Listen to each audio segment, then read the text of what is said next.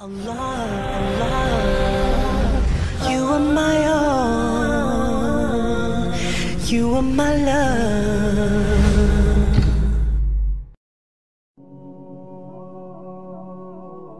The Prophet ﷺ, he taught us that you are on the religion of your friends. You are on this lifestyle of your friends.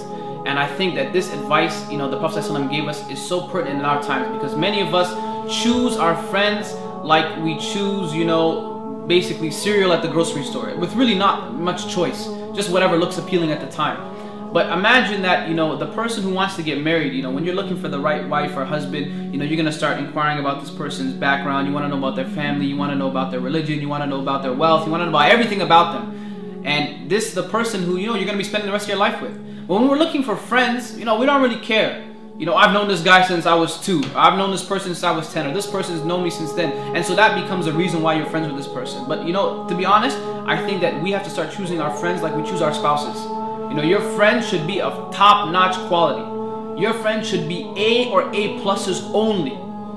Because if you're with somebody who is not going to make you a better person, then that person unfortunately is not a friend that you should be taking. We need to learn to have friends who don't want to just be friends in this dunya, but they want to be your next door neighbors in Jannah. How many friends do you have like that? Friends that are going to remind you, brother, sister, fear Allah. Brother, sister, let's establish the salah.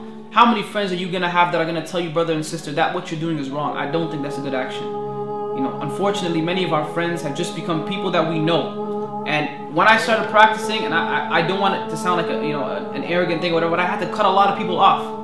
And you really have to sometimes. You got to figure out what is your priority. Why are you on this earth, and what are you doing, and how long are you going to be here for? That you can have time to mess around with people who don't have your same agenda and priority in mind.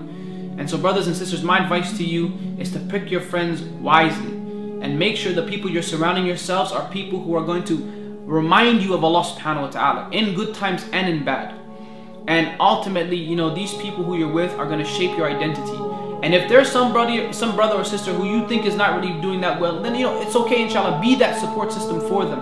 But don't allow your core group, don't allow the majority of your friends to be people who you constantly have to give da'wah to. No. Be amongst the people who will give da'wah to you as well, inshallah, and you can grow as people. So brothers and sisters, inshallah, I hope that this advice, sincerely it works and it penetrates your hearts. And inshallah, you will be my friend in this world, and you will benefit me. I will be your friend in this world, inshallah. We will be the best of friends in the hereafter, in Jannah Firdaus, inshallah. I'd like to give a big jazakallah khair, a big thank you and shout out to Roadside to Islam for all the amazing work they're doing. And may Allah subhanahu wa ta'ala make this act heavy on all of our scales of good deeds, inshallah. This is your brother Boonaa Mohammed signing off. Jazakumullah khairan. Wassalamu alaikum wa rahmatullahi.